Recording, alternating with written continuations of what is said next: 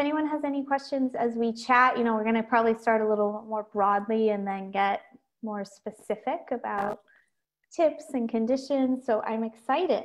So this is the book we're going to talk about, Fix Your Period. It's so cute. I love your writing style. I love the cover. It's so cute. Thank you.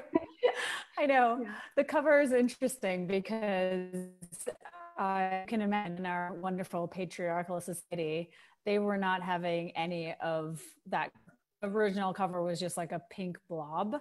Women apparently in the decision-making process were super uncomfortable with having periods so blatantly on the cover of a book.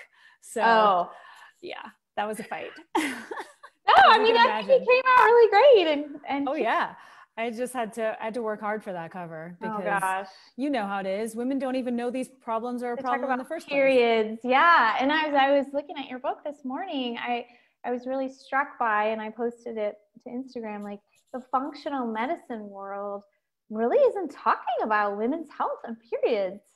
Don't you think? Not enough. Yeah, no, definitely not enough. Yeah, I know. The training that I've done. Yeah. Yeah. Especially not period. But it's true. Yeah, I feel like it can be a little bit more like hormone replacement, you know, a little bit older, but like not periods. Nobody's tracking periods in the functional medicine world that it's true. No, really.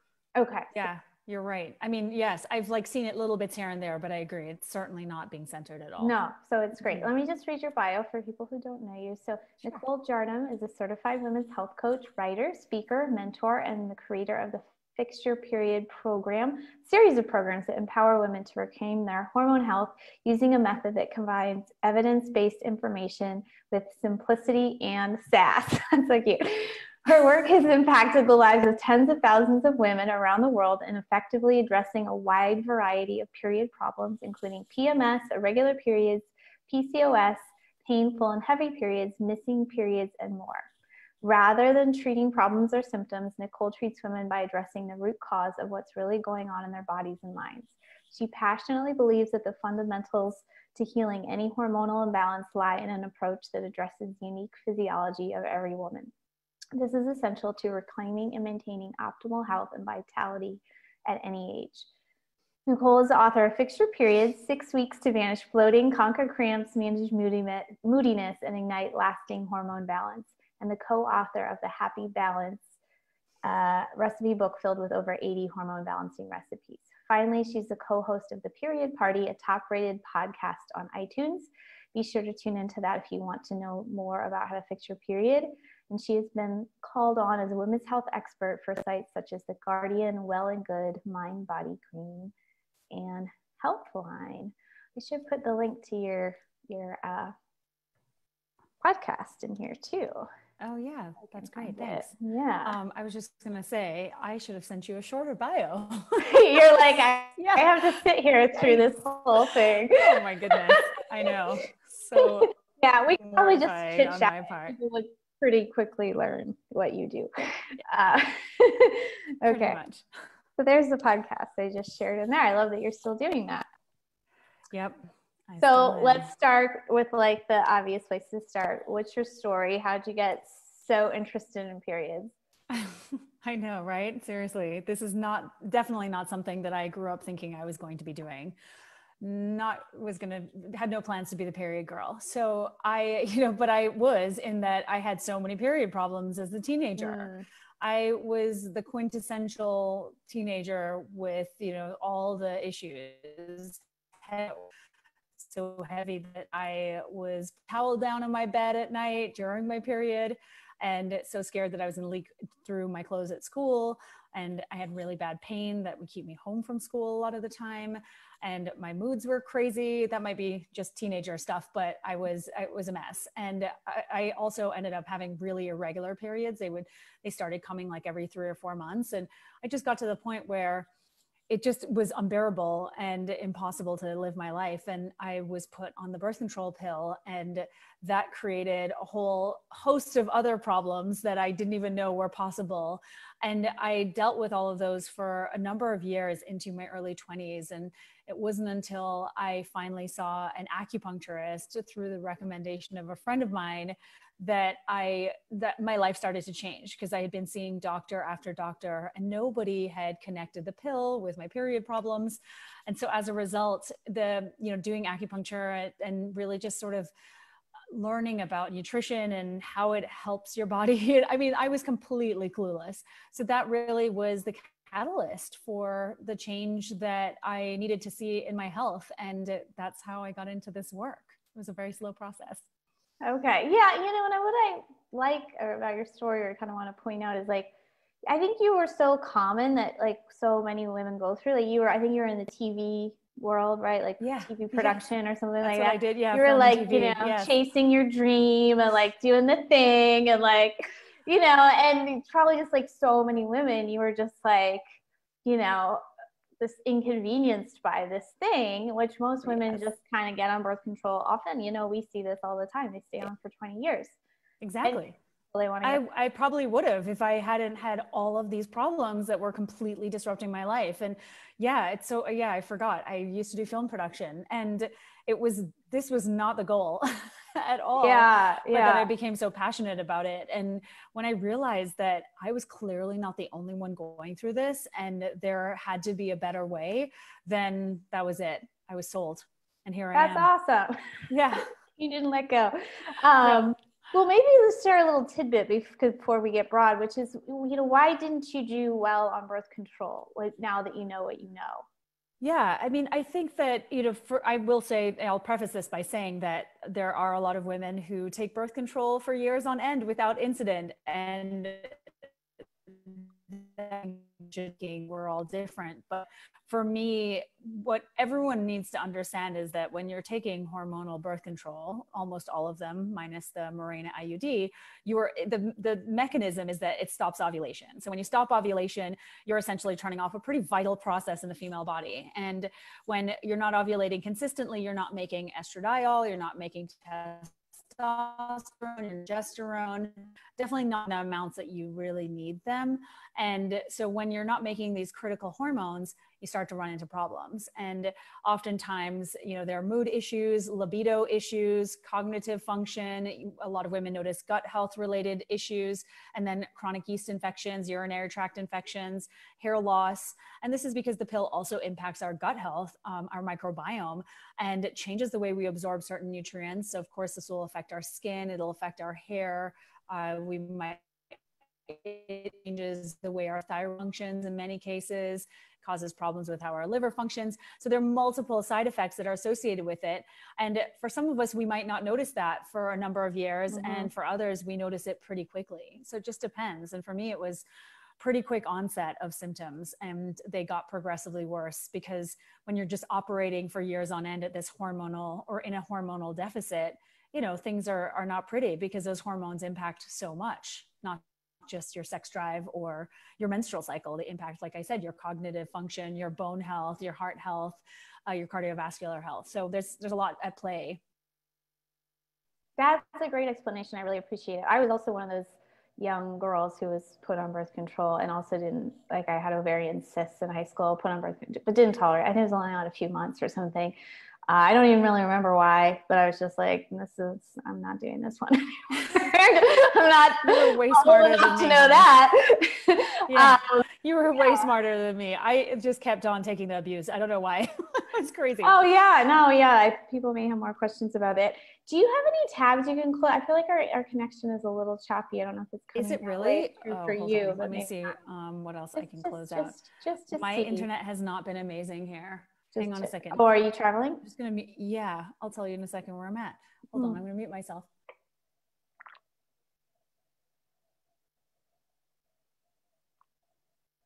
Sorry, I was just asking Hayden to see if he could turn off his stuff. So that way it'll help. It's not horrible, but it comes through a little choppy every now and then. Yeah, it's not amazing here, unfortunately. I'm in Sedona. Aren't I close to you? Aren't you in Phoenix? I was just in Sedona. Why did you? Yes. Oh my God. Okay. Well, we're here for 2 more weeks, so I'll make sure we see each other. Okay. We'll make a plan. Yeah, I was just there on Sunday. Oh my gosh, you were? Yes. Well, all right. This will hijack the side interview. note. So yes, side I know, note. seriously. Okay. Let's get back to periods. Okay. So another thing you stress that I do as well is that your period is information. Your cycle is information. So obviously doing all these other things, taking birth control, taking ibuprofen, doing all the things that most people do, just masking symptoms, masking information. So tell us more about like why we need to pay attention to these signs and symptoms that our period is giving us. Yes. Oh boy. I think that we've unfortunately been raised to believe that periods are a terrible thing and that they are, there's a curse, there's, all of the bad euphemisms that we have for periods in general that I think really need to be reversed, because really at the end of the day, our periods are telling us so much. They, like you just said, they are information. They're telling you what's going on with your body pretty much on a monthly or on a systemic basis. And when we are conditioned to believe that periods are just generally supposed to be terrible things, then we're conditioned to not be looking for signs and symptoms that could indicate underlying hormonal imbalances.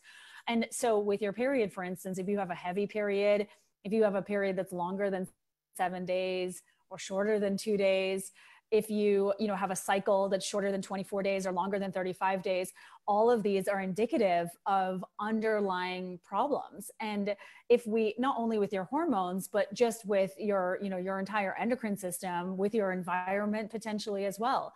Men do not have this. They do not have a system in place to tell them what's going on. So we're lucky in that sense that we have that. It's just that we have never really been taught how to read the signals. We've not been taught this language, this body literacy, right? So this understanding that your menstrual cycle is trying to give you clues. We just need to be able to decipher them. So yeah, I think it's really important for us to get educated about this. Yeah. And as you know, because this is how we met, I worked more with fertility before, and I had a clinic. My population was a little younger. Now my population is older, more like moms with older girls. But I'm still like so passionate about spreading this, especially if you have teenagers, you have girls who will be getting their periods soon. I mean, all different ages, but like I think it's fantastic if you can educate so that your daughter can get off to a different start than you and I did. That is that would be so fantastic. And we don't definitely in this society like teach, to like tune into your body the way that can help you with your cycle and your health. So yeah, like your period is constantly giving you information about it. Often that starts to be rough in puberty. That's what I experienced because that's a rocky time in your hormonal life. And it can be these days, especially a pretty stressful time of life. You're not eating nutrient dense food. A lot of teenagers aren't getting enough sleep. So I would love to, people who catch this, like, get this book for your niece, get this book, for people in your life that you care about, or read it yourself and like talk about it with your daughter. I know our friend Nat has a book more for younger women too. Yeah. Does that teach about period or what's Beautiful You? It does. So it's very much geared to the younger audience, but I agree. Like getting Nat's book is so helpful.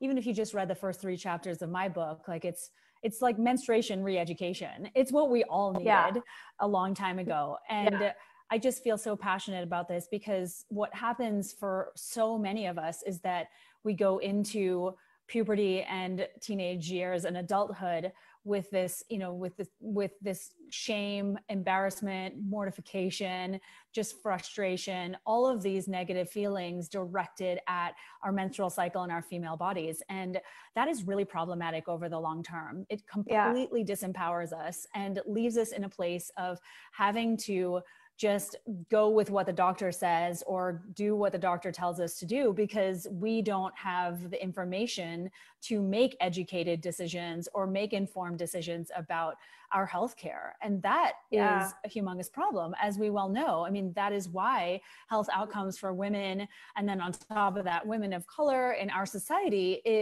are so problematic because of the fact that we just don't have this body literacy, this understanding from a younger age. Yeah, this is another thing I love so much about you. Like, this isn't just like some crunchy like health thing. Like, this is a women's rights like issue. And I love that you like make that connection because it's true. So I saved a page because now you talked about awesome. women of color. And yes, so one thing that happened more for women of color is insulin issues, insulin resistance, Native American women, African American women, but it's common in all women now, really, too, in this insulin resistance. So I don't know if people will be able to see this, but this is your hormone tiers. If you can't see it, we'll just like talk about it. But we'll talk about it. You know, I love hormones, and they're not easy to learn about, man. So takes a long time. But you talk about kind of the most important hormones, second tier hormone, third tier hormone. And you also talk a bit in the book about how a lot of people think hormones is just like, you know, the baby making hormones or whatever. But is it really true? Hormonal imbalances are just like our sex hormone imbalances. Right. And that's why I wrote about the tiers, because I feel like for anyone who didn't totally see the picture, you at the top, I put cortisol and insulin. And then the next row down, I put DHEA and pregnenolone, which I call the parent hormones. And then below that was, you know, estrogen, testosterone, progesterone, melatonin, thyroid hormones, because these are sort of at the bottom of the down, you know, they have a downstream effect. And so these are at the bottom, and they're the ones that are impacted most by the bigger, badder hormones. And so we run into this issue where, and Bridget, you know this, like in our society, we're basically, you know, we're all hormonally imbalanced. Don't get me wrong. I feel like nobody is free of this, in the sense that we, you know, there's cortisol issues, there are blood sugar and thus insulin issues, as well as, you know, other hormones that are involved in insulin dysregulation, like leptin and things like that. And what I find is that it's so perpetually normalized, right? Like, you don't get sleep, take a sleep medication. Oh, you wake up and you're so groggy and you can't function, just drink a gallon of coffee. And if you need some more coffee or you need sugar to get your energy back up, then you should definitely do that throughout the day. And there's never really a course correction with that. So it just gets progressively worse and worse. And what happens is there's that downstream effect. So when your stress hormones and your blood sugar hormones are out of whack, they're going to impact your ovarian hormones. And we just think that a hormone imbalance is just like our ovarian hormones. We think, oh, we have heavy periods or a missing period or whatever, and that means there's an imbalance. And I'm like, well, you got to look upstream, because that's really where it started. But it just went unchecked for so long, and you just didn't even know that that's where it began. So it's just like, if we could simplify it, we could say that if you treat the upstream problem or the root problem, a lot of the downstream issues will go away. Yeah. You shared a little thing in your book, which is the same learning experience I had. Like when I learned about blood sugar, like I was like, like, so I eat a giant cookie and my body doesn't like that. Like, right. That was bad for me, but I didn't know like really what blood sugar did. And I was probably the same as you. And like most everyone who's raised in this country, it's like, even from sadly, even as children, it's like, you know, you're sad, have a cookie, you're tired, have a cookie, you know, like, and it does do well in school, have ice cream. Yeah. Birthdays. Yeah. It's like so crazy, isn't it? Yeah. And you wouldn't think also that these things go to your period. And I'm sure you get people who come to you, or maybe when you first went to that acupuncturist, even if you want a more natural approach, you're like, wait a second. So I can't like pull all-nighters, like that affects my period. Like I can't, it's like, wait, I thought you could just give me some magnesium and we would be good here. But yeah, you do, you know, it's a lifestyle thing really. But that being said, it's not like you can't have a full life, you know, while also trying to be more conscious of your habits. Like you talk a little bit about alcohol in the book, which frankly, it's a hijacker, but you weren't like, you know, you're like, hey, you know, I get, you might have a drink sometime here, or a few things to do if you do. But yeah, just having that awareness, and like, you don't have to go like to all extremes. Like you just wrote this book. I'm sure your cortisol got kind of jacked. I'm jacked up, girl. Yeah, I am so jacked up. It's crazy. Yeah, I definitely think it's going to take me a while to recover from that. I've definitely spent the last few weeks feeling just like a truck hit me or something. But again, that's really kind of the nature of writing a book. I mean, you take this thing on and you have good intentions, and then that just doesn't really play out the way it is. And it's okay. I was willing to sacrifice that because I Like, I really want women to understand what the hell is going on in their bodies so that we, again, can feel good about ourselves. Knowledge is power. And so, yeah, I definitely can. We're all going to have times in our life. We're messed up cortisol. I think sometimes when people get introduced to natural medicine, they're like, oh my God, I have to be so perfect. Well, no, none of us are like perfect, but you just, when you know what makes you feel good and what makes your body work, when at least you've like connected with that, if you go off track, you know, like, whoops, like, okay, now time to move more back on track, time to have a salad, time to get to bed early, you know, so it's great. So you have a 6-week plan. There has to be a plan in these books. Always got to be a plan in these books. I know. It was so funny talking to my publisher about that, because I wasn't sure. Like, it didn't really occur to me what it was going to have to look like. And they were like, well, there has to be a plan.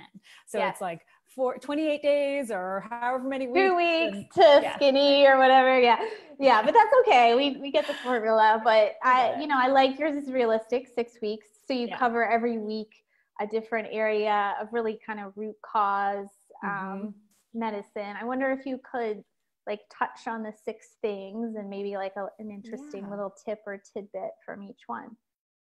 Totally. I would love to. And so, like I said, the first part of the book is just, it's a sort of a menstruation education. And I wanted everyone to understand what was normal, what was not for a period, as well as different hormones, what they do, and also the conditions, because I hear this often. I have this happening for me, XYZ, is this normal? And I feel like we need to be in the know about this. These are our bodies, and nobody is going to be more interested in our health than we are ultimately. So I think it's so important for us to make sure that we're taking care of ourselves in that way and understanding what's up. And then from there, I walk everyone through this 6-week protocol, and I'm really asking everyone to start with the basics, start with the foundation, because if you go, like Bridget, you know this, like if you go to a functional medicine doctor or a doctor in general, like, well, a nutritionist or a naturopathic doctor, they're going to walk you through all of this anyway. And you're going to spend a lot of money. So I always say, get this in place first, and then kind of move on to phase 2 of healing, if that's what you need to do. So my first thing is food. How do you eat? How do you make your plate? How do you chew that food? Are you eating your food in a calm environment? So that's the basics of that first part of the book. And then we go into blood sugar balancing, and how eating that cookie actually impacts your ovaries, how it causes your ovaries, for some of us, to produce more testosterone. And for others, we end up converting more testosterone into estrogen. So some of us can be testosterone and estrogen dominant at the same time, which is not fun. And, just how to rein your blood sugar in, literally how to test your blood sugar, what you should be aiming for, so that you can see whether food actually works for you or not. I mean, this to me is just a little biohacking tip. And it's so helpful to be able to see what's going on with your actual blood sugar on your own without having to go to a doctor. And from there, we move into I'm going to pause you one sec. Yeah. So these first 2 are a lot about eating. Yes. And this eating, and you get really specific, we're kind of going general here, but you get into like your plate and how to test your blood sugar. And this, a lot of people are like, what do I eat? Right? A lot of women are like that. If it not only is this book is about periods, but really like eating this way is what balances so many other things too. Exactly. Your mood, your sleep, your weight, your skin. So if you've been kind of struggling with that, plus hormone problems, because kind of we all have them, this is a great, guide, a great place to start, to just let's just lay it out. Like, here's how to eat. So, okay, go ahead. Pretty much. No, I'm glad you brought that up, because I agree. There's so much noise and so much confusion. And I honestly, like you, I mean, I think we're similar in that we really just want people to get back to basics. There's so much noise out there. It's really confusing. I think it's overwhelming, and it eventually just puts women in a place of paralysis, and then they just sort of give up and they don't know what to do.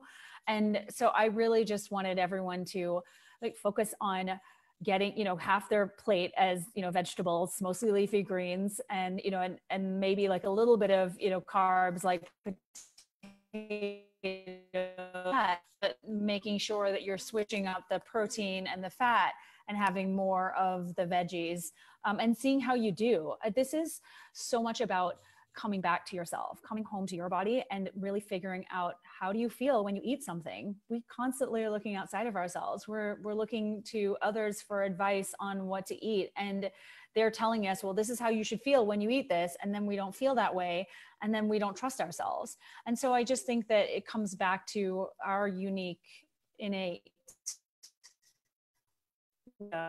we have connection with a long time ago, because we've been on diets, we've been going to doctors, we've possibly been gaslit, about how things are working. And so I really do think that this is very much about, how do you come back to what you feel when you eat food? And that's the same with, blood sugar testing too. Like, you can tell how you feel after you eat a meal. Are you tired? Are you energized? Do you want to sleep? Are you hungry 30 minutes later? Do you get snappy? What's happening? And those are your clues. Like, that's, to me, is body literacy, is really understanding how you're responding to certain things, whatever that thing is externally. So from there, we go from food to blood sugar and blood sugar testing. And I laid out a blood sugar balancing meal plan. And then I also, from there, walk everyone through a 4-week, the remainder of the program, an elimination diet, where again, I am explaining, inflammation and what that,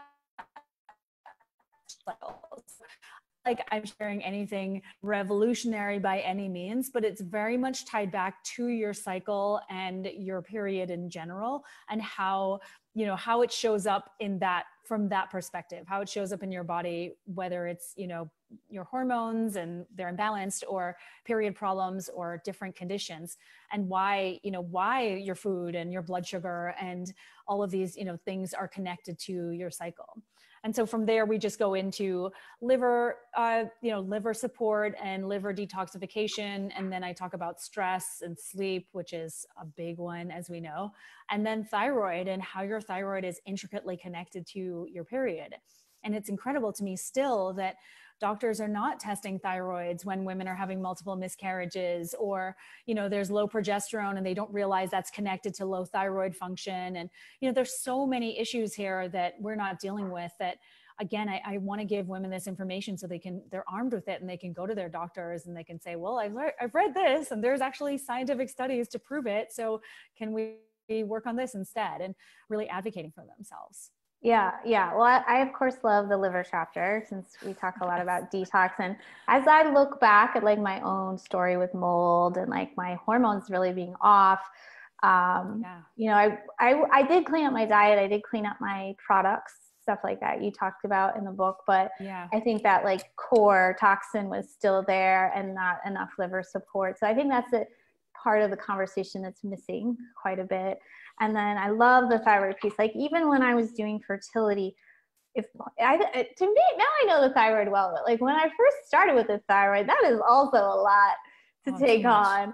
Too much. And I didn't do lab testing back then. And like, eventually I added all that stuff. But when I first started with fertility, I don't think I really gave the thyroid enough credit in this story. And again, looking back to my story, like I just got my thyroid tested like 2 months before I found out I had mold. So it's kind of interesting. Like, I got a Dutch run.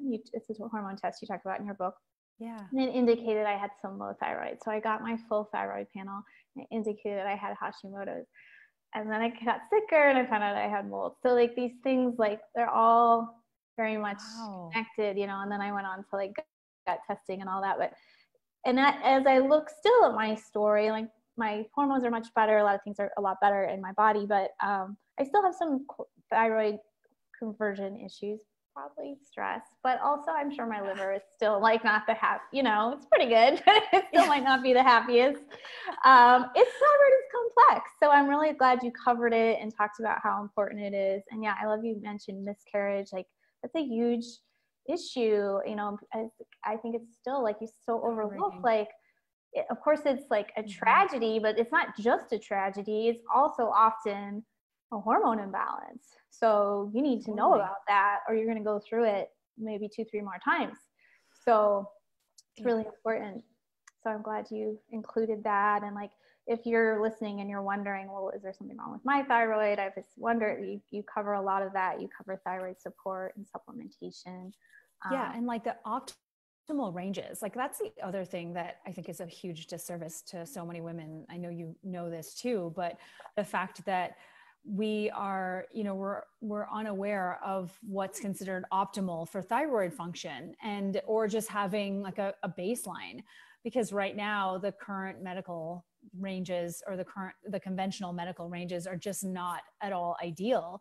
And as a result, so many women are walking around with subclinical hypothyroidism, and suffering needlessly, and they don't really have to if they were to understand that the ranges for their thyroid testing should be a little bit narrower. And if they were to, you know, compare their test results to what I wrote about in the book, then things might change dramatically for them. You know, they might need medication, or they might need to work on lifestyle things, or like in your case, there might be a mold situation. So your thyroid, just like your menstrual cycle, definitely indicates things are not they should be. That's a great point too. Yeah, seeing those numbers. And I think just in the fall, because it's a blood test, it's a little harder to offer. So just in the fall, we started to offer that whole panel. Yeah. And we get the whole panel, plus we get blood sugar and some other goodies. And it really lets you see the big picture and where the thyroid starts to go sideways. So like my last test looked really good. Like my antibodies are barely there, but I can see like my conversion not quite happening as much as I'd like. So yeah, I just are like, there you go. Go back to chapter 5. I think or the section on stress is probably where I need to focus for my. Yeah, that, and the fact that, I mean, we don't even realize the fact that our, you know, thyroid hormone is converted in multiple areas in the body. It's not just in your thyroid. In fact, most of it is converted in your liver and in your gut. And so when that happens, that's a big deal, because that means that if it's not working, if your thyroid's not working, that means there's conversion issues in other parts of your body potentially, which makes sense because so many of us have gut and liver related problems. So yeah, I mean, there are multiple things to figure out, but I just need to do the foundational aspect of it first. Yeah.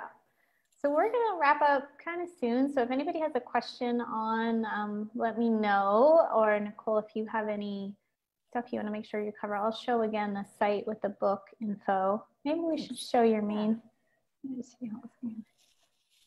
You know, I was just thinking that, you know, in terms of normal, like what's normal and what's not, I think that that's a big thing for a lot of us, because like I was saying, we're really not taught, you know, what a normal cycle should look like. And that I think is a big issue.